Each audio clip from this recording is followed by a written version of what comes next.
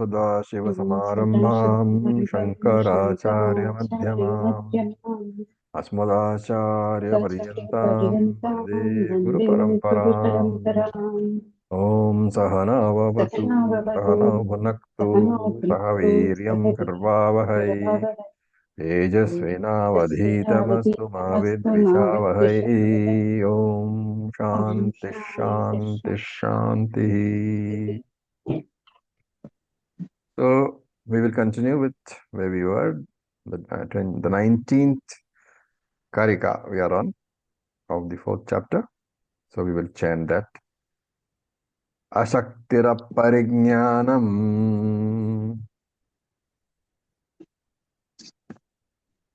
Ashaktira parigyanam akopothava punaha. One of the variable tops. Evam hi sarvata buddhaihi Evam hi sarvata buddhaihi ajati paridipitaha. ajati paridipita. Okay, so we are continuing with Gaurapada's discussion on all the other darshanams. So he says, he is telling them, Ashaktihi, your inability to reply to my ideas is what aparijnanam is, nothing but ignorance.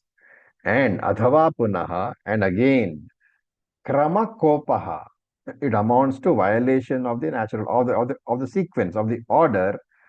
And evam hi, in this manner, ajati paridipitaha, my theory of ajativada, that there is no creation at all, is shown by whom? Sarvata buddhaihi, by thinkers everywhere, by all means.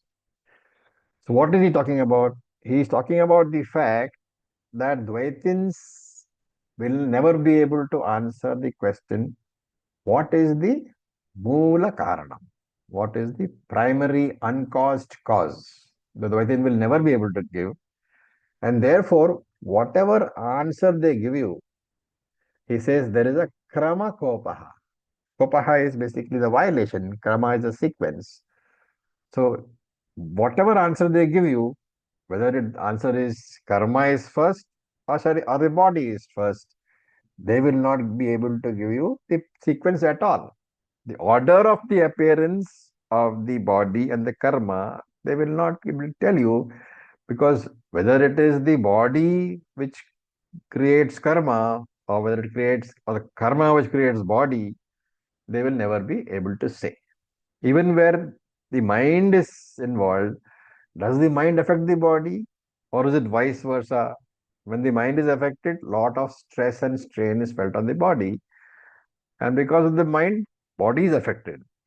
On the other hand, when the body gets affected, say because of some disease or some hormonal changes or whatever, that affects the mind also. Which is the cause, which is the effect?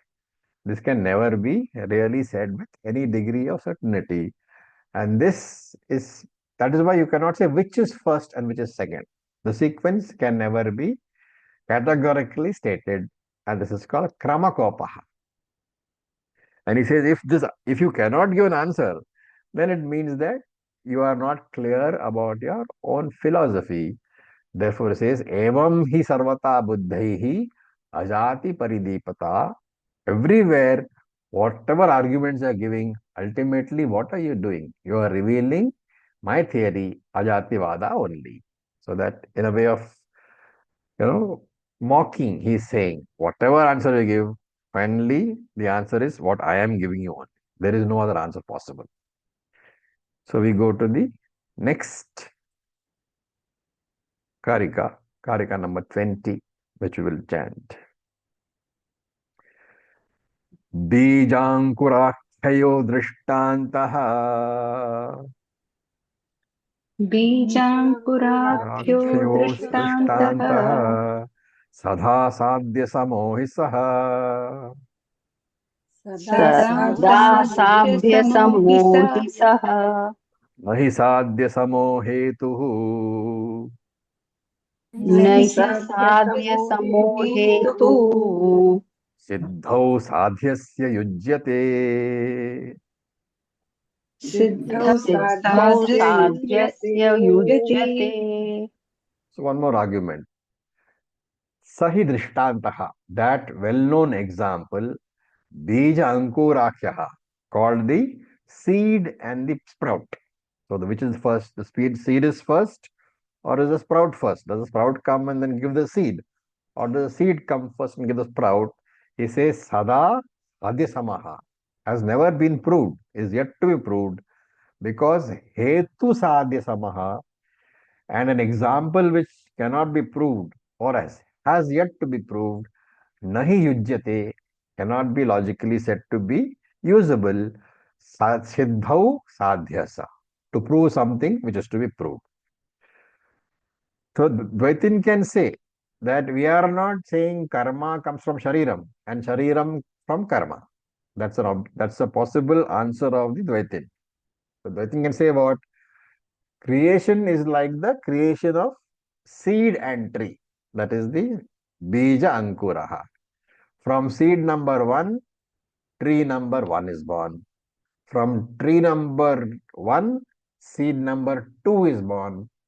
From seed number two, tree number two is born. From tree number two, seed number three is born. So Dvaitin says, where is the logical fallacy? There is a cause. Seed number one is the cause. Tree number one is the effect. Then tree number one is the cause, and seed number two is the effect. So there is no logical problem at all. Every karma was preceded by body, and every body was preceded by karma. Remember, this is the answer we have also proposed at the beginner stage. In Vedanta also, for the beginner, this is what we give as the answer. That creation is cyclic. Right? We have said that all the time. But in this verse, Gaudapada is saying that that doesn't really solve the problem. Why? Now, remember, this is for the advanced Vedantin. Up to now, what have we said? That creation is always cyclic, and therefore you cannot ask which is the body which came from first, the body or karma. That you cannot ask. But here, we go one step further, and Gaudapada points out that this cyclical creation example, it has two defects, which was mentioned in the previous Karika. What are the defects? First defect is, which is the Mula Karana? Primary cause, which is the one. Did the seed come first, or did the tree come first? Sprout come first, right? And therefore, the problem of sequencing remains. Which is the karanam and which is the karyam, which is the cause and which is the effect? That sequence problem is not sorted out, right? And therefore, he says, Bija Ankurakhya Drishtantaha. Akhya means name. Drishtantaha is the example. So he says that example called Bija Ankuraha, that is the tree and the seed example.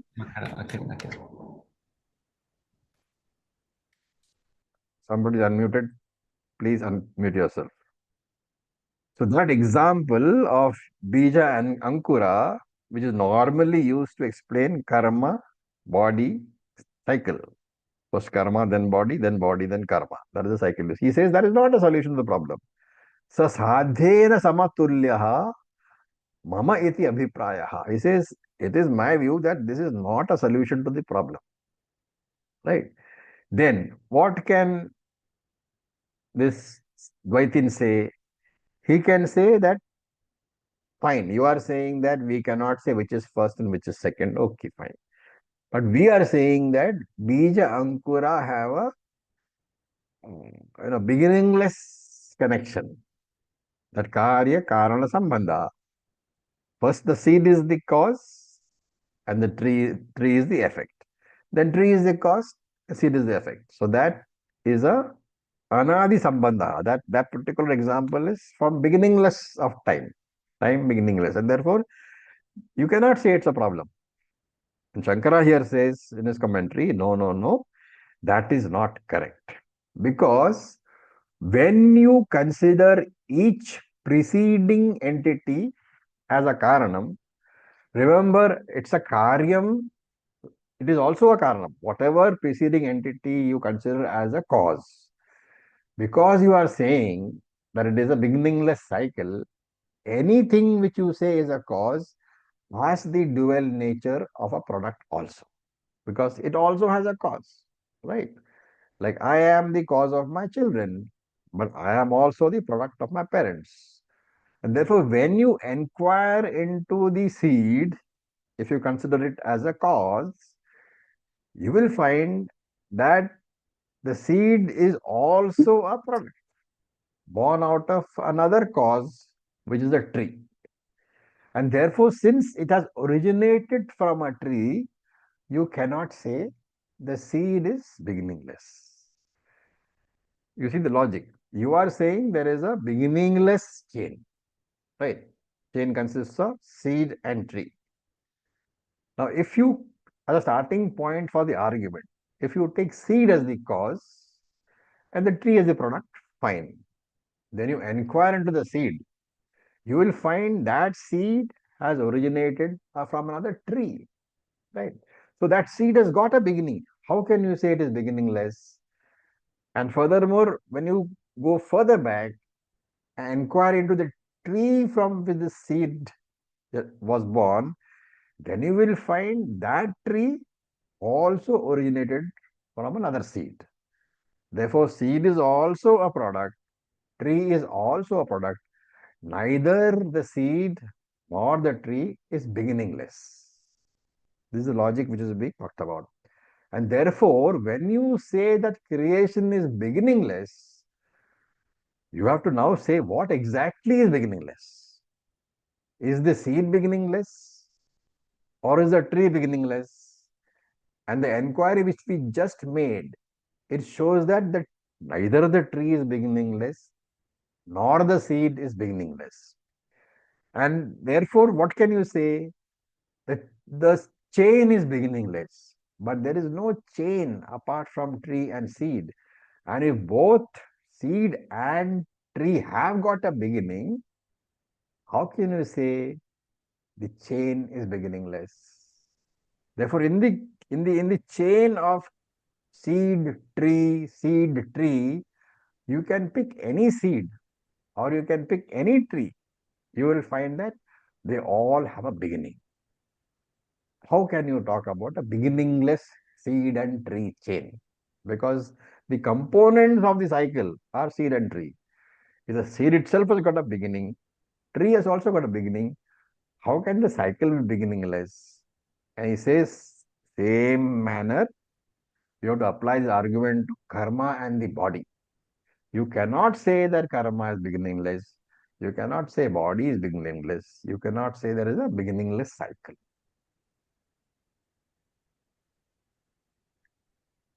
Do you, can you follow what I'm saying? It's a bit of involved argument. Yes, yes, yes, yes. So Shankara in his commentary adds, what do you mean by this chain? What do you mean by the word series of things? Is it only a concept? Because without the karma and the body, where is the question of a chain? Where is the question of a series? So just like without any individuals, there is no village at all, or individual houses, there is no village at all. The word village is only a name on your lips. There is no thing called a village separate from the individual houses. Similarly, he says this cycle, beginningless cycle, the word that you use, that cycle is only a word which is on your lips. It's a adhyasa. So at the beginning stages of teaching, during the adhyasa phase, when you are presenting the universe as a superimposition, you accept the concept of karanam and karyam. The cause effect connection, karana karya sambandha, you accept that during the beginning of the teaching stages, very provisionally, because that is the superimposition stage. All teaching starts with adhyasa and then goes to negation. So beginning you present adhyasa, the superimposition. Later on, in the apavada phase, in the negation stage, you replace that connection with a adhyasa adhisthana sambandha. You say there is a substratum on which something is superimposed.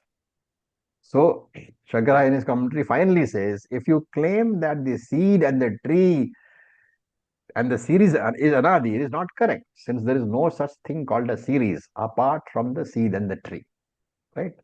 So it's a very interesting point that Shankara makes. Anything which is a collective, anything which is a collective, a village, a town, a nation, a universe, everything is anirvachaniyam only. It's only a word on your lips because it does not exist without the individual. It's a very, very interesting point made by Shankara in his commentary. Which verse are we on now? 4.20. Okay. Now we go to Karika number 21, unless you have any questions, because it's a subtle point which I made, which he makes. Any questions we can take up? Otherwise, we will go to the next Karika, the 21st Karika. Om Acharya, Yeah, please. the last statement that you made about a collective noun like a town or a village only being a word, anirvachaniyam. So Yeah. this is what is Shankara is emphasizing on the fact that this is a village or a town is just a Word. word in my Yeah, it doesn't exist without the individual. yeah yes And therefore, he's got saying it. that when you use the word, when you use the word cycle, beginningless cycle, anadi Right. cycle, the cycle consists of what? Of the body and karma, both of which you cannot prove to be anadi. Therefore, if the components of the cycle of the word are anadi, how can you say the cycle is anadi? Both karma and body have got a beginning, and therefore Yes. cycle also cannot be used in that context. It's only a word, it's mithya. Vacharambanam nama Vacharamnam, exactly. Thank Okay, you. now we look at Karika number 21. Let us chant. Purva Paraparignanam Purvaparignanam Ajate Paridipakam Ajate Ajate Paridipakam Pridipakam Ayamanadhivai Dharmat Jayamanati Vai Dharmat Dharmat Katham Purvam na Grihyate.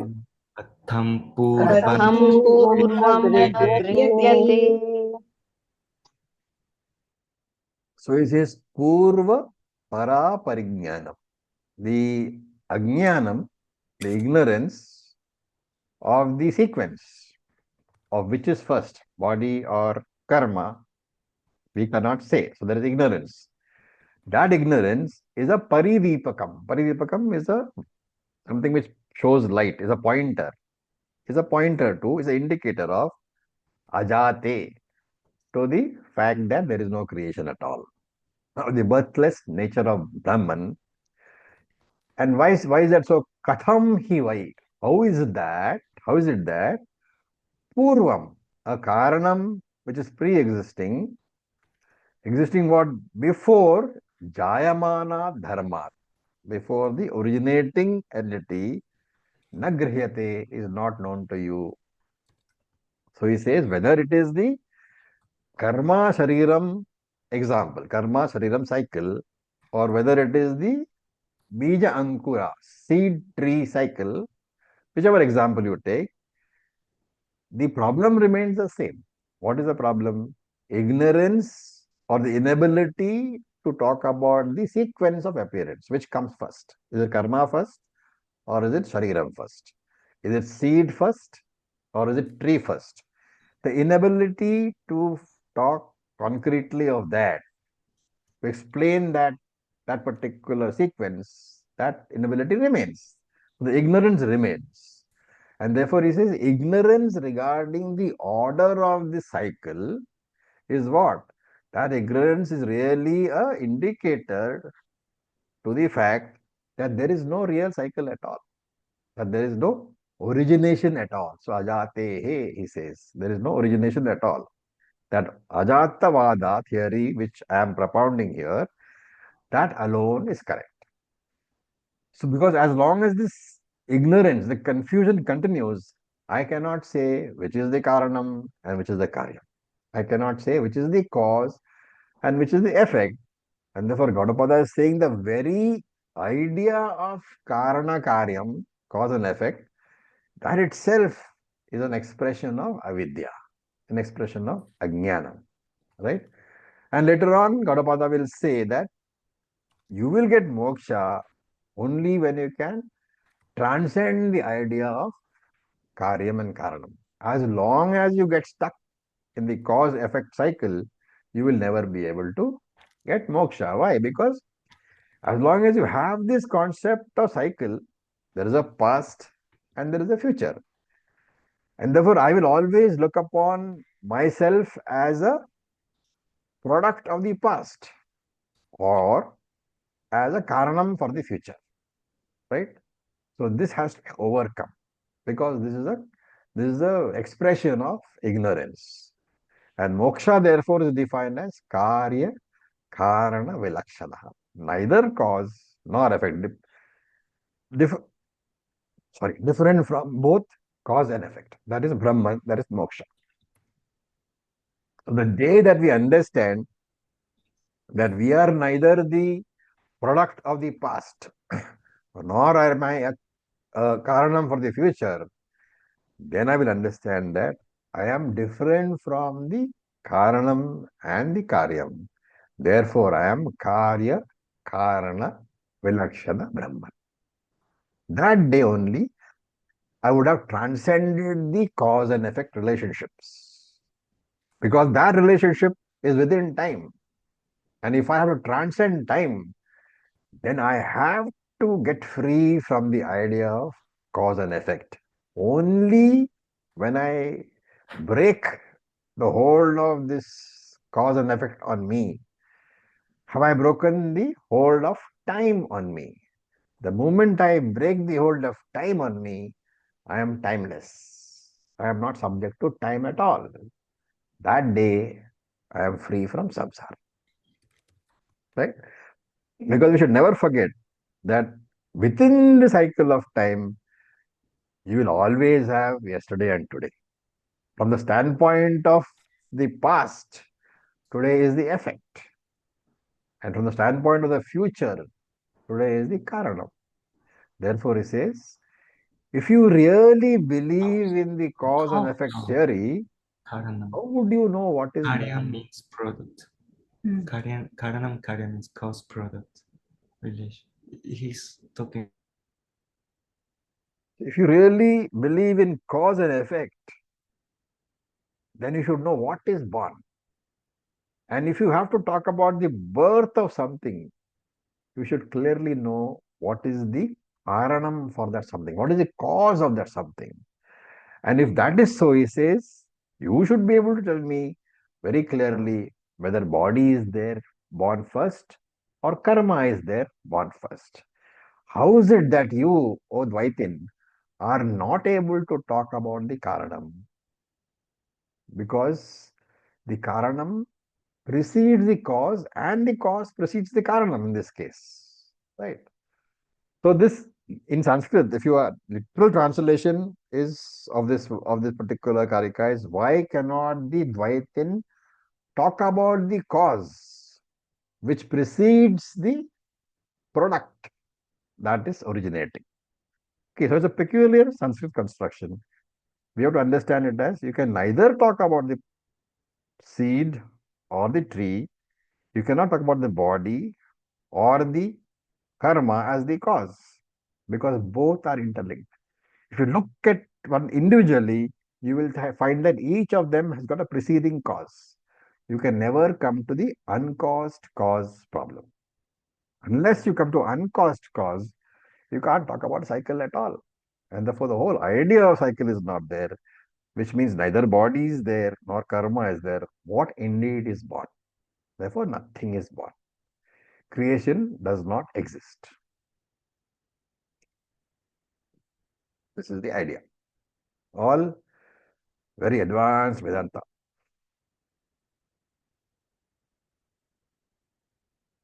Any questions? Okay. Guruji? Yes, Dr. Ji. Yeah, so how come we so glibly accept that, time is not a linear thing, it's a circular phenomena, and we talk about the universe, there's no beginning, there's no end.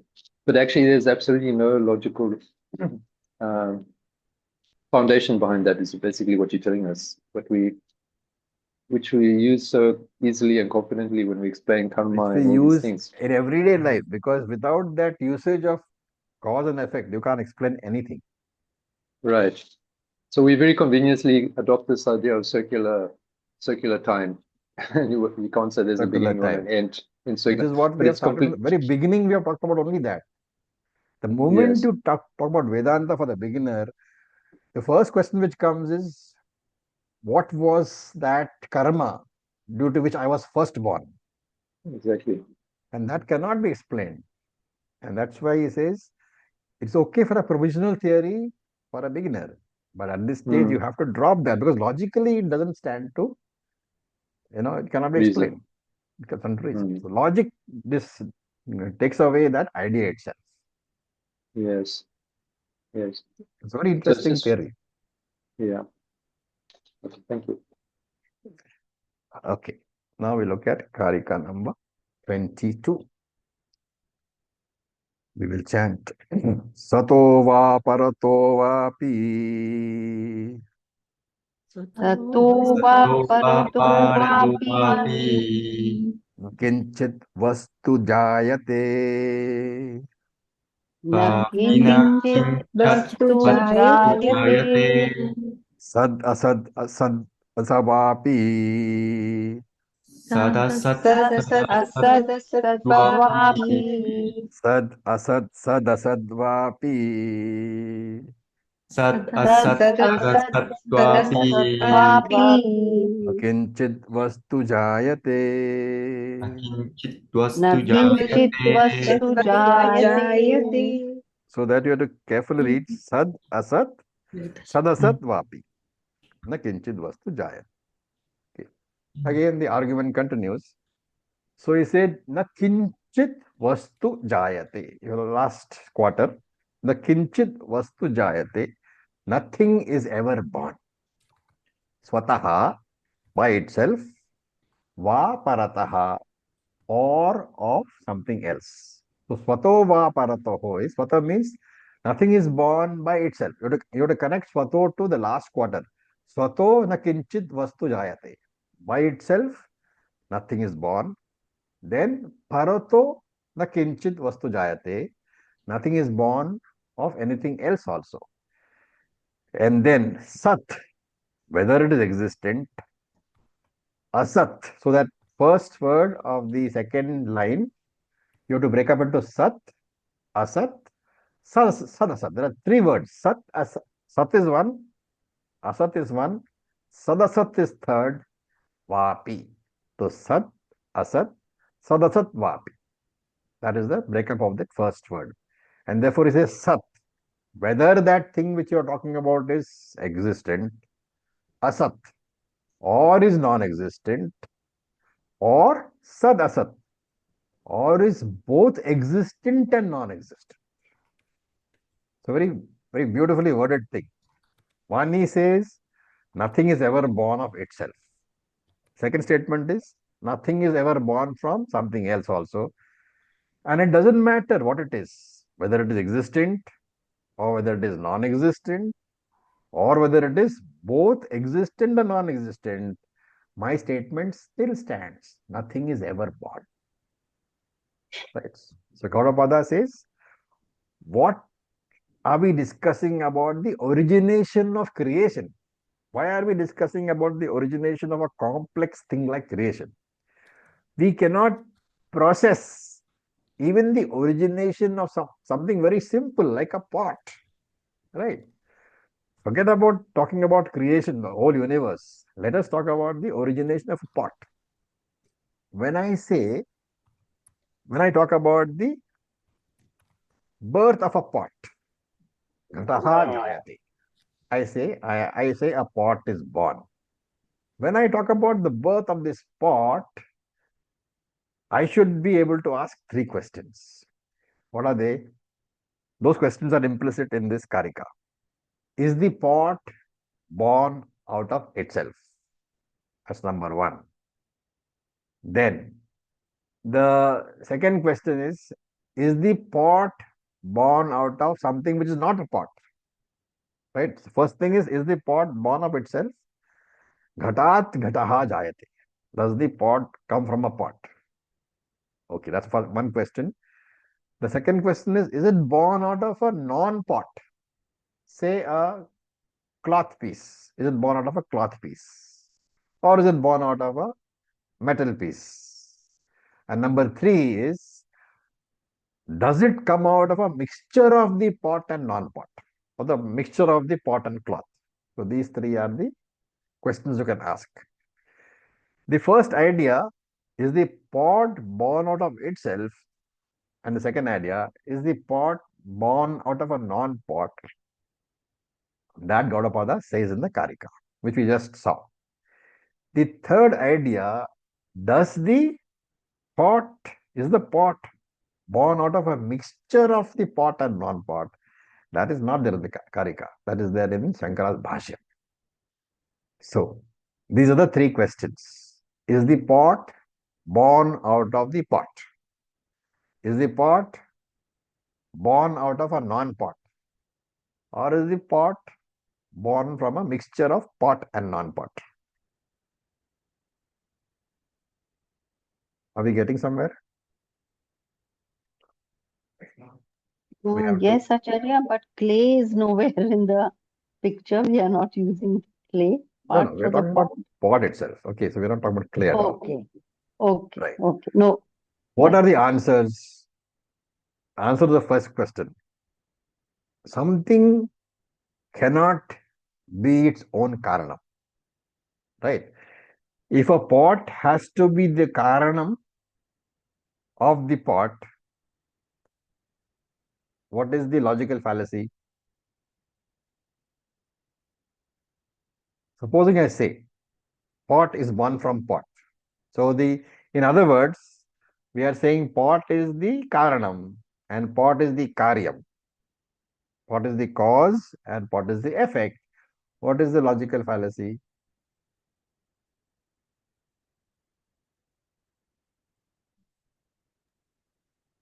When did it die and when was it born? If the pot has to be the karanam for the pot, then the pot should exist already. The karanam has to precede the existence of the karyam. Correct?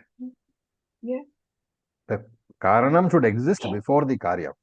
And therefore, if pot has to be born from the pot, then the pot should exist before the pot is born, which means it cannot be born because it already exists.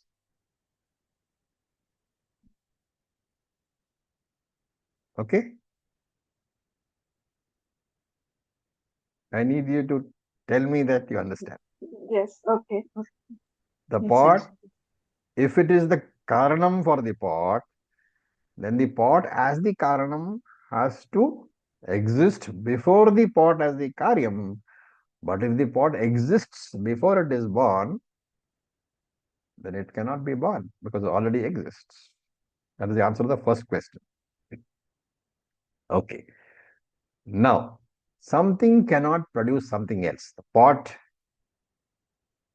is the pot. That's the second question. Is the pot born from a non-pot?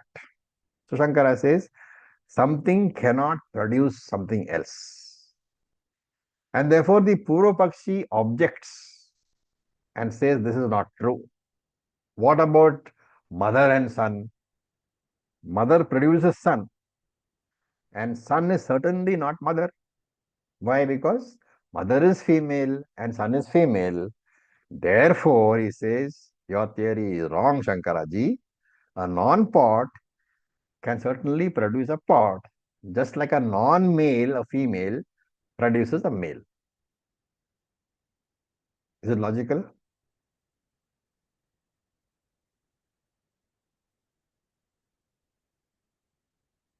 Yes. Yes, this is Can you understood. refute that logic?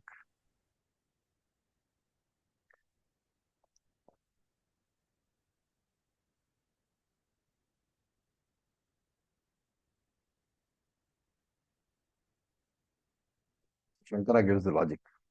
He says, in Sanskrit, what is the name for a son? Or in Hindi for that matter? Putra. Putra. Right? Now in Sanskrit, there is another name, another word used for putra. It is called Tanayaha. Tanayaha means Tano Jataha, born from the body. And therefore, before this putra's son's body was born, the putra was part of whose body? The mother's body. Because conceived in the mother's body, you know, born in the mother's body, growth in the mother's body, the putra was part of the mother's body. Just because that part of the mother's body has now come into the world outside the mother's body, does not mean that the body is different from the mother's body. Nothing new has been born. The mother's body has been born with a different combination, that is all. And Shankara therefore reiterates that something which is existent already, like the sun, which is already existent in the mother's body, cannot be born again because it is already existent. Like the clay and the parent, like the mother and the child. So he says, if it is non-existent, at the second portion, if it is non-existent, then also it cannot be born. Why? So first idea has been negated. Something which is existent cannot be born. Why? Because it is already existent. The second idea is something which is non-existent cannot be born. Why?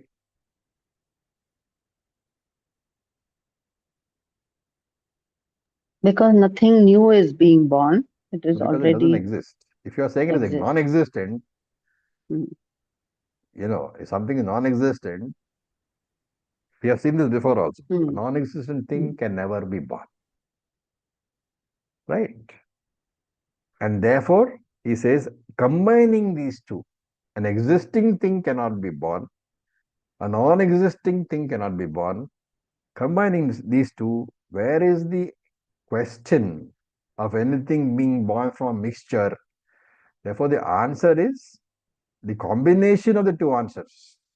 Existing is not born, non-existing is not born, existing and non-existing is also not born. And therefore, he says the creation of a pot can never be proved. What you can say is the pot was already existing as what?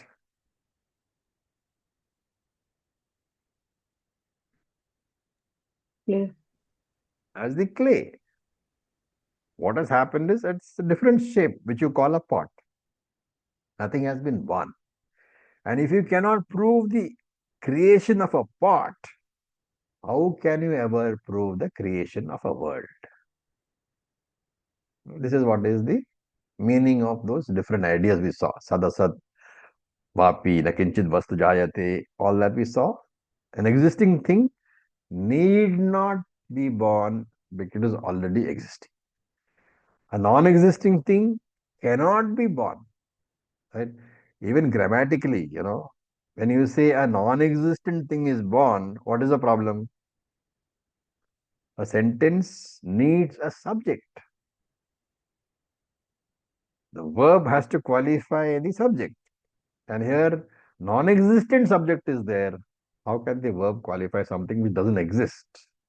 And similarly, the mixture is also impossible because the mixture has got opposing characteristics. One is existing, one is non-existing. Putting them together is impossible. What remains? Ajativada alone remains. The nothing is ever born. That only remains.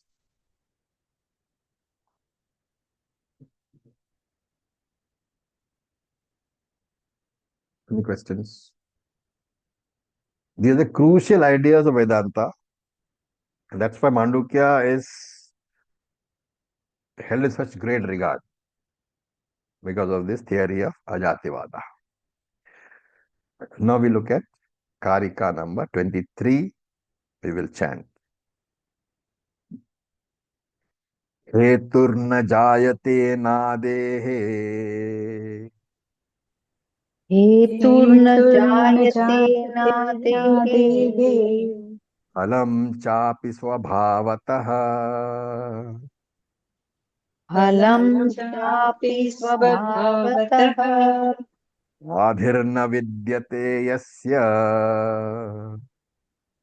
आदिर्न आदिर्न विद्यते विद्यते यस्य यस्य तस्य ह्यादिर्न विद्यते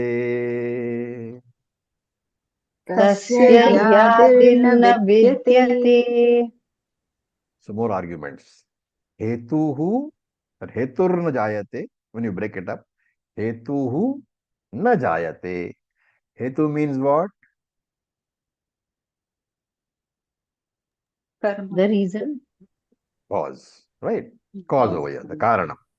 So Hmm. karanam na jayate, the cause is never born. Anadehe, out of a beginningless product. So he's hitting at the idea of the karyam cycle. The body karma cycle he's trying to hit at. He says the cause can never be born out of a beginningless effect. Phalam cha. You have to supply this. Only a small thing. Phalam here means the karyam. Karyam also, you have to complete the sentence. The first sentence is what? Cause is not born out of a beginningless effect. And you can say nor karyam. So you have to complete saying nor is the product born out of a beginningless cause. So hetu na jayate anadehe phalam cha. It means that the karanam is never born from a beginningless karyam, and the karyam is also not born out of a beginningless karanam. And swabhavatahapi, not by themselves also. They are not born out of themselves also. The cause is not born out of the cause. The karanam is not born out of the karanam.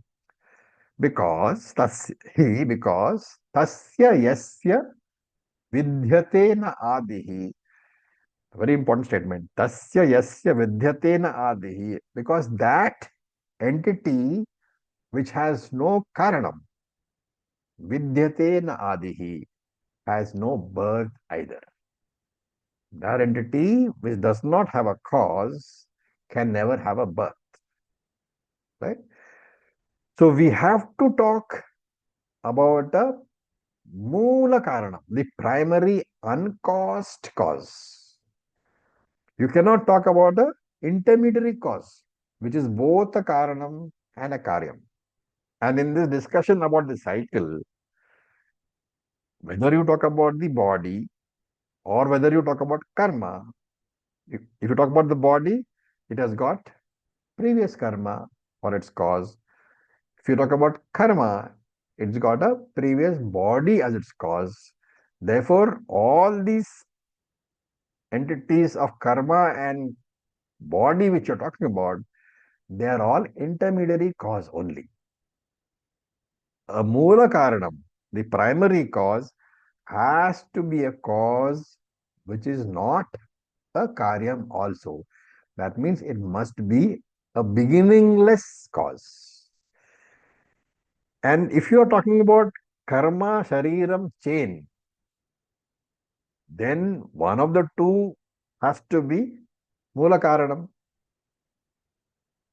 So if shariram you say is Moola Karanam, then that shariram has to be beginningless. On the other hand, if you say karma is mula karanam, then the karma has to be beginningless. And Gaudapada says both are not possible because in the earlier Karikas, the earlier Karika was number 13, I think. The earlier Karika, number 13, what have we said? We said Srishti cannot originate from Anadi Prakriti. Because every Karyam, when studied, you will see it is born from another Karanam, which itself is a Karyam. Therefore, the idea of Anadi Karanam is illogical. And therefore, we said every Karanam must have a beginning. And whatever Karanam has a beginning cannot be a Mula Karanam, the causeless cause.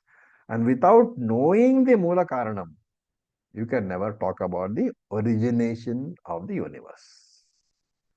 If you want to talk about the universe being born, you must tell me which is the primary cause. So let's briefly summarize this. There are three scenarios. Number one, is body born out of beginningless karma? Number two, is karma born out of beginningless body? Number three, are both born simultaneously? These three possibilities are there.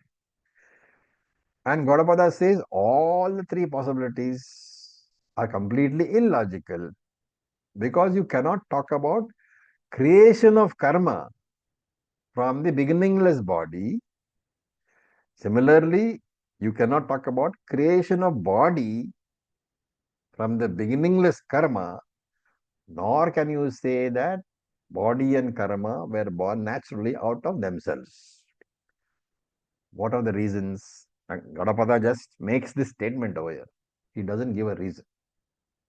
What are the reasons? As advanced Vedantic students, we should know. And we have just talked about it also. A beginningless Karanam is a logical impossibility. Because whichever Karanam you inquire into, you find that that Karanam has had a previous Karanam. It is actually a product. For example, grandparent, parent, grandchild, all have a Karanam by themselves. And therefore, extracting from there the idea that body is born from beginningless karma is illogical. Similarly, the idea that karma is born from beginningless body is illogical because they are both against experience. They are both against Anubhava Pramanam. The Pramanam which is in the form of your daily experience, they are against it. And therefore, there is a law.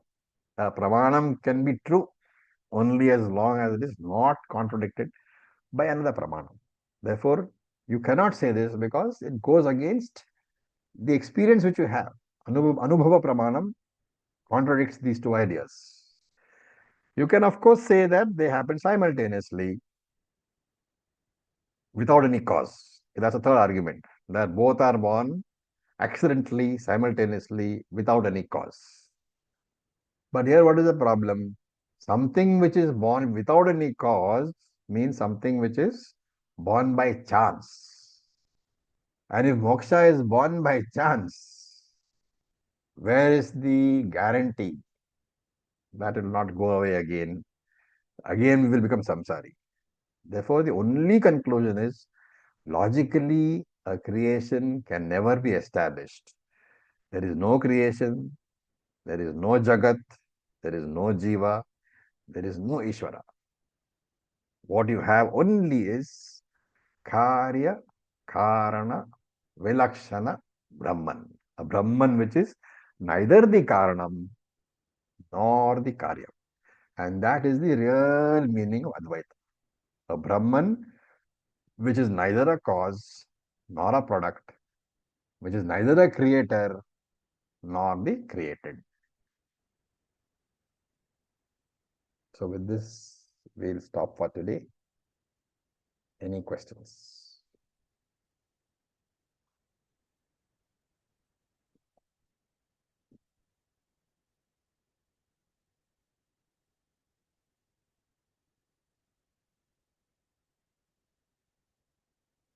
As I said, before you come for any of these classes of Mandukya, you must have a look at your previous classes. Then only understanding will be better. Thank you for your patience. We'll just stop for today.